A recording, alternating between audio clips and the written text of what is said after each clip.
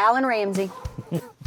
Welcome to the Porch, sir. Thank you. It's so good to have you. I always enjoy talking to you. I could talk to you for hours and hours and hours. Well, let's do it. Let's do it, for sure. I mean, most people don't know this, but our story kind of starts back in 2012. Yes. My oldest son, Jackson, he was a sixth grader at Carnes Middle. Mm-hmm.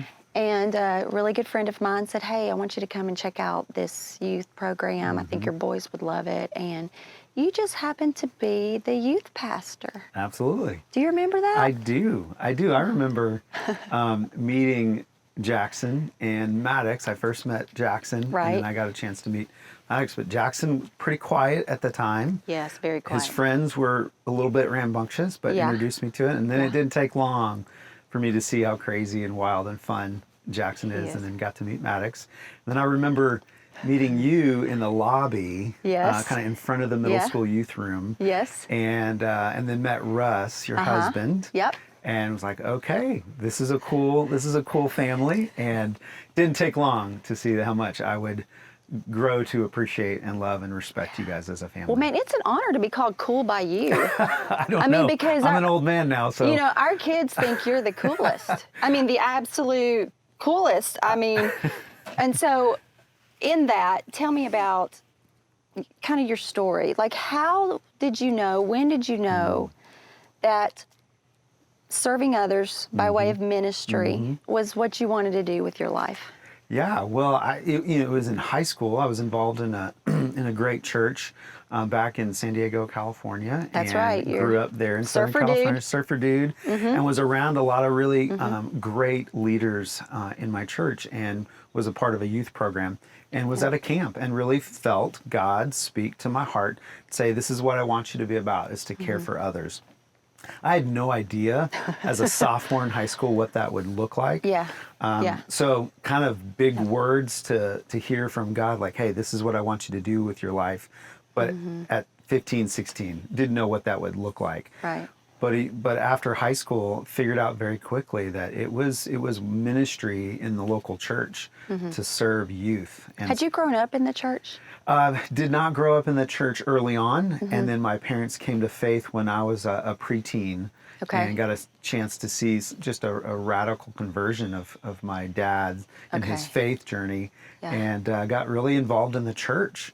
And so got plugged into the youth program. And so I was around, and it was modeled to me what it looked like to be someone who served others. And so I got to see cool surfer guys who were in college. Skateboard, surfer. They were pouring into me as a middle school and high school kid. Yeah. So that was kind of how it first started. Because you really do have a cool vibe about you.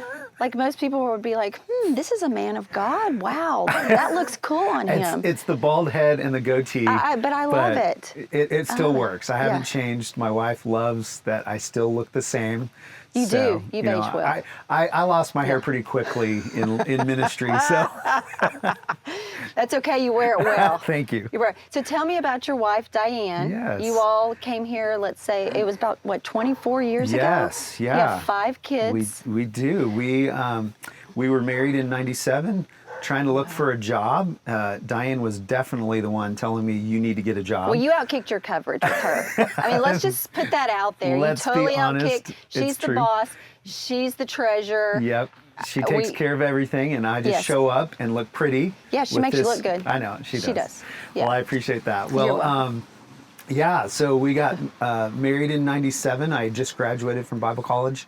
We got married 2 weeks after that. And then 2 weeks after that, we drove across the country and moved to Knoxville. Wow. Had never heard of Knoxville. How did you pick Knoxville? Well, I was looking for a job, and there was like job openings. And back in the day where you actually had to mail your resume. Oh, I remember that. Yeah, paper copies? Yeah, it was cool. What? Yeah, what? It was Kinko's. That's dating ourselves, but that's okay. So sent a resume, and the rest is history. The church hired us to be the junior high pastors at our church. And we did that for all these years. And so actually here at our home, we've lived here in this home for 24 years. So we moved here and thought, this is insane. You can afford to buy a home as a young couple just out of college, just getting married, we could afford a home. It was Yeah. incredible. So yeah, this has been home to us for all these years, raising our kids. So yeah, 5 kids. And So as you've lived here 24 years now, how have you seen that change about, I mean, just the affordability and having 5 kids and balancing all of yeah. that, both spiritually, economically, Yeah. here in Knox County? Well, Knoxville, obviously Knox County, a great place to raise a family. Yeah. And that was one of the things that I know Diane wanted to move to the South. She'd always wanted to move to the South. I, again, had never heard of Knoxville. I know that's terrible to say. No, it's not. Yeah. But and just looking at the affordability, it's just an incredible place. And then just very family friendly. And so a lot of families, and we got here and there were a lot of large families. And we Yeah. thought to ourselves, this is crazy. Yeah, Why would it people is. have so many kids? 5 kids later. Yes, 5 kids later. Uh-huh. And because of a great family environment. There's so many Right. wonderful families and lots to do here, and it is affordable. But it has changed. And obviously, over all those years with inflation and the cost of living has increased. So it is difficult at times to try Yeah. to make it work. Yeah. But this is a great place to live and to raise a family. And people from California said, "Hey, when are you going to move back?" And it's like, never. Yeah. Like this is home. We love this place. That's the way I feel too. I've been here 25 years and I've actually lived here longer than I lived in my hometown. Yeah. And it's funny how you can actually plant roots Yes. in multiple places and how they grow and they flourish in relationship. I mean, one thing that you've said to me before is that community is so much bigger than just living next to each other. And I just believe that. And I think you live your life that way, in the way that you embrace others, especially, the teens in our areas and the youth. And, you've been very, very instrumental in my kids' walk in faith. And I'm forever grateful for that and for the life that you live and the model and the example that you're setting for them. So Thank you. it's really amazing. So as a servant leader, as a father, as a husband, what is most important to you? What are the hopes for your family and the future of your kids? Yeah. It's a What good does that look like? It's a really big question. That is It is, a yeah. great question. I think, as we've raised our kids, we want them to become independent adults who know what they believe, Yeah. that they're grounded in their faith, and that they can then live out what they believe in this world, and how they then express those gifts and talents that they've been given. That's so important to us as a family, and education is a big part of that. We believe education is critical Yeah.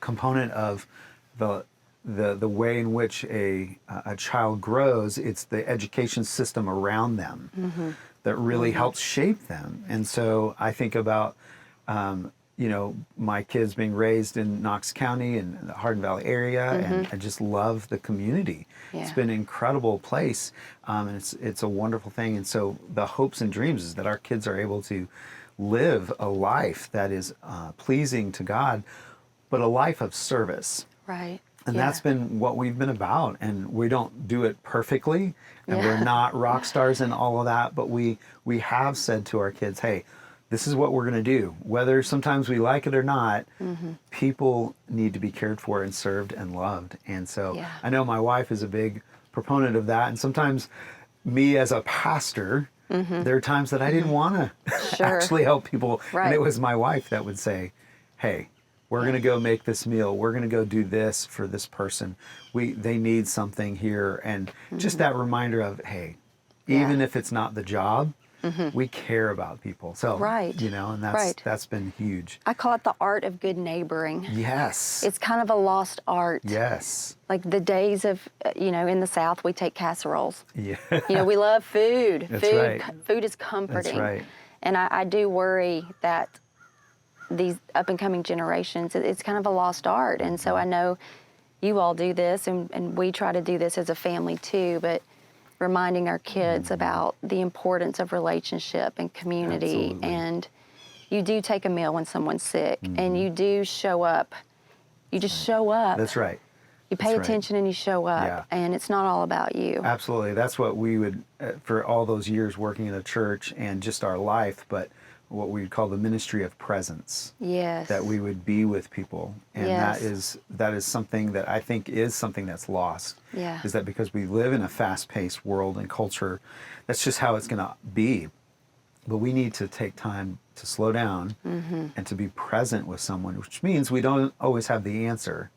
But we need to actually pay attention and listen, Right. and listen to what they have to say and just be. And try. Absolutely. Try. If you don't at least try. Yeah. That's what I find myself telling people that all the time when they come to me and just have a concern or an issue or just a problem, whether it's personal, professional, or within a community. My first reaction is, well, what have you tried? Yeah. And our kids, because things have changed so much for our youth and growing up in communities, you know, there's a lot of challenges. Absolutely. And I know for you, as someone who mentors to our youth, those challenges have probably changed the way you've had to approach them. Talk to me about that. I mean, what are some of the challenges that you see our teens are facing Yeah. right here in our backyard? Absolutely. Well, as I've watched through all these years working with students, one of the biggest differences that I've seen in the last, I would say 10 years, Okay. just the stress level that a student experiences from a young age. And again, I talked about education. Yeah. So important. Yeah. But there's a stress that is put on kids earlier to get things figured out and mapped out a lot sooner than what they naturally, developmentally should be having to think about and process. But because they live in a fast-paced world, and especially with the technology and the devices, and we know all of that to be true, but it is overwhelming to them. And so there's just a stress, and then with those devices, the stress socially. I mean, think about when we were teenagers, you still stressed because you were trying to figure out relationships. Yeah. You were trying to figure out your friendships. Yes. But you didn't Your have identity and where do I fit in? Absolutely. And that's normal adolescent development. But then you throw in the device and social media and the stress. And so I just think there is an extra added layer of stress socially that's there now that we didn't have to deal with. So we don't understand. So as parents, we can't preach to our kids. No. In certain ways. It doesn't work well. It doesn't work well. First of all, to preach to your kid, it doesn't work well. Second of all, we can't understand because we have never lived that. And so there's an added stress that they carry with just the academic loads, even athletically, and then you take in just the social dynamics that used to be when you would come home, you didn't really deal with some of the social angst and anxiety that happens, but now it's 24/7. And it's amazing. So there's been a huge change. So I care deeply about the future of our young people. And as adults, we need to be, again, present with them, really paying attention and listening to what they're dealing with and not just preaching at them. Yeah. So is that the advice you would give to parents? Oh, just be there. Yeah. I mean, we Listen.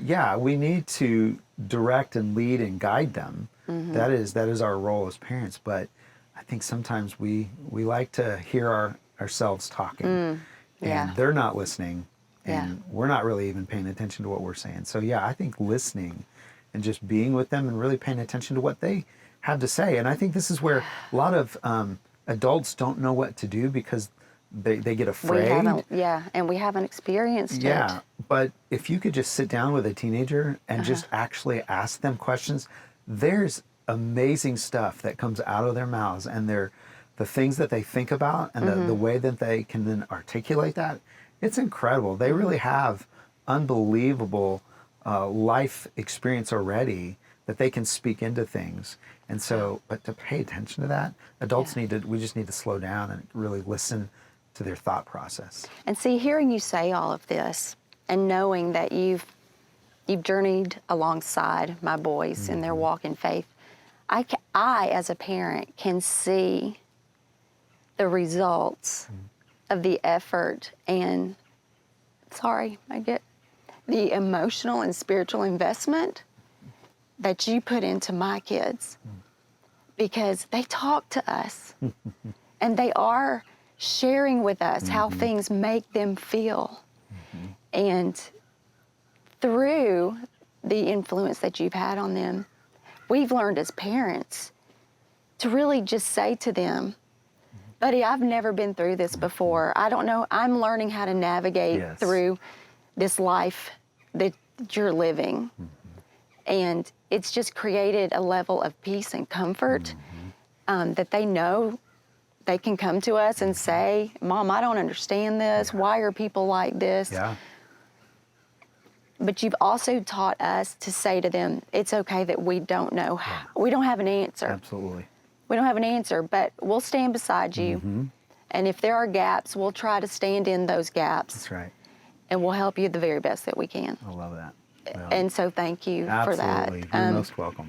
So you've got a new chapter in your life. Yeah. You are now working with an organization that works with true affordable housing, healthy housing, and the approach that the organization takes is very different. Yeah, it is. They take more of a holistic approach to their residents, not just we're giving you a great place to live and it's affordable, true affordable housing, but also we care about your well-being, your mental health, your spiritual health. Talk to me about that approach and kind of what's the idea behind that? Yeah, well, I last February took a new role and stepped out of the church work and church world. So that's all I've known. And I work for a real estate development company that focuses on development, acquisition, and management of properties. And this newest adventure that they've taken is in affordable housing.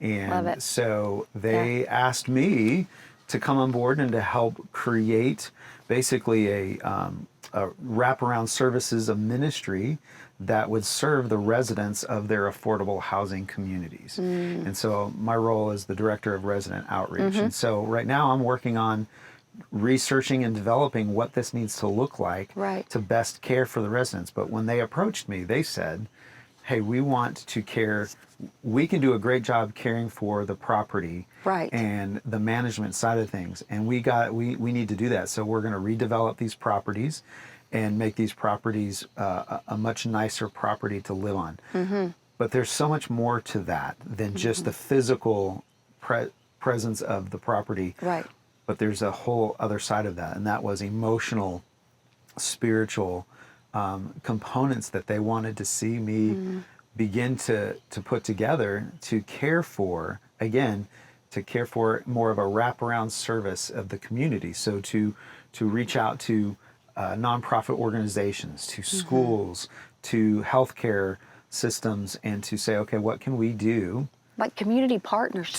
Community partnerships to care for them. Come do life with us. Because there's so much more than just a physical place to live, which though that is so important. But there's so much more to it. And so that's what I'm doing right now and learning so much about what families go through, and specifically single mothers. What are some of the things you've already identified? Well, there's just so much related to generational poverty that can relate to affordable housing, not necessarily, but there are a lot of families who that's all they've ever known. And so trying to create a place for them to understand that there's ways out of that poverty, but it's not just financial poverty, it's spiritual poverty, it's again emotional poverty. So it's these places that we can bring in support for them. And one of the best ways we're looking at is after school programming for the children, for the families. We're looking at reading and tutoring, especially with reading and math. So tutoring with helping students and these children grab the basics of the reading and math skills. One of the things that I've learned from community leaders is that we need to help teach parents when it comes to helping educate their kids. Yes. And coming around them and giving them support in learning, even as simple as learning how to really read the test scores. Many Oh, wow. parents Yeah. don't know how to really read these It's a little bit overwhelming. assessments. It is Yeah. very overwhelming. I often don't do a lot of the reading of it. My wife does. And so when I do look at it, I'm looking at it, I don't know how to do this. So to think that that's often, especially single mothers that are working 2 or 3 jobs, it's overwhelming. And so we want to come around and just provide even some financial counseling. Yeah. I mean, there's so many things that a community needs to help provide for to make it a better place for people to live.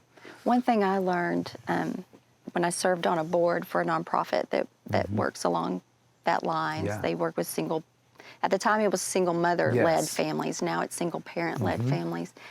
The hardest thing for me in wanting to serve was that they kept having to tell me to, don't do it for them. Don't do it for them. That's not your role. Your role is to walk alongside them. And whatever choice they make, whatever decision they make, you just journey alongside them. Yeah.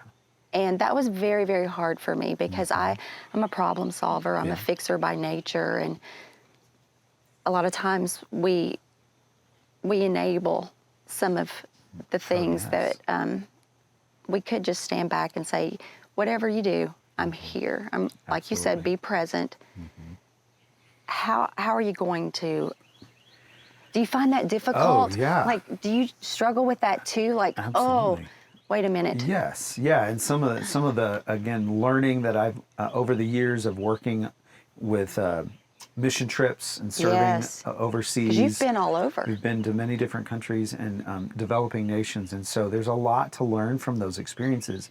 And as I walk into these communities, especially those that are of lower income communities at times, they don't have the resources. But we who often have resources feel like the greatest need they need to have is to be given something. Right. And though that can help at times, it's to your point, we need to help teach them how to do things. Not to say that we've got it all figured out, but there is an element of teaching and walking alongside of someone as opposed to just giving a handout. Right. There's a huge difference. Right. And so we will come around and hopefully care for them in those ways that teaches them how to do these things for them. So much as what it could be, again, budgeting, financial planning, just life skills that are simple to us and to many people, but many people that's not. They were never taught by their parents to do that. So it's those simple ways that we can best care for them, but to come around them and to love them in that way, but also to provide, again, after school programming. There could be counseling that's needed. There's a lot that has to do with education when it comes to the children and their journey and their educational growth, that we can help them with that. And it's not just provide snacks. Right. But it's again, not just tutoring, mentoring. And I'm seeing this around these areas that I'm in. There's already established communities that have programs and partnerships. So it's pretty amazing. It's not like it's not being done. It's just connecting all of those resources. What I've been amazed by is the amount of organizations and community groups who are serving people in Knox County. I mean, if you have a passion or a drive or a desire to serve others in any way, on any level, in any capacity, there's something out there for you to get involved in. And it's so important for people to get involved. To be in motion and to be present. That's right. And, I think that's what makes also Knox County a great place to live and to worship and to work and to raise a family. And, I love the work that you're doing. And I have a passion about making sure that every person has the same opportunities to live and work and worship in a great community like this one. Oh, 100%. And we have a housing crisis. And, people don't realize that when we talk about true affordable housing or healthy housing, we're not always talking about poverty levels. Yes. We're talking about minimum wage, hard-working citizens. Absolutely. There's no housing for them in a lot of our communities. And to know that there are folks out there that see that need and acknowledge it and are doing something about it. Yeah. It's exciting. It is. It's a lot of fun. It's really exciting. And to have people like you, I mean, they lucked up. I mean, let's just say it. Well, I'm very blessed. They lucked up. To be given an opportunity to do it. Yeah. So, Alan Ramsay, you're a remarkable leader. You really are, and I'm thankful for you. If there's one thing you could tell future generations, I know that's a big one. There's a lot of wisdom behind that goatee. There's a lot of wisdom, but if you could encourage them in one way, what would you tell them? I would say have courage. Okay. Have courage. Courageous leadership is needed. In a world, in a country, in a county, in our communities, it matters. Yeah. It matters a lot. And I think for the next generations, lasting change cannot be shallow. It has to be deep change in the heart and in the mind. And so to have courage, you need to, courage is a daily choice. To have courage tomorrow means I need to have courage today. And it matters. It matters so much to me that these generations see that there is hope, because it feels hopeless at times. It does. But to have courage and to lead with that, with integrity and character, really matters in today's world. It's always mattered, but especially today. So, my dad told me growing up, live a life worthy of a good name, and then don't let anyone take it from you. Ooh, that's good. And that requires exactly what you're talking about, being present and being engaged and paying attention. And I'm so thankful for you. I'm so thankful for your heart and for your active leadership and your active pursuit of community and neighboring and caring for others. Yeah. I appreciate you, Alan. Thank you so much. You're welcome. Yeah. And to all of you, thank you. Join us next time on The Porch, and take care.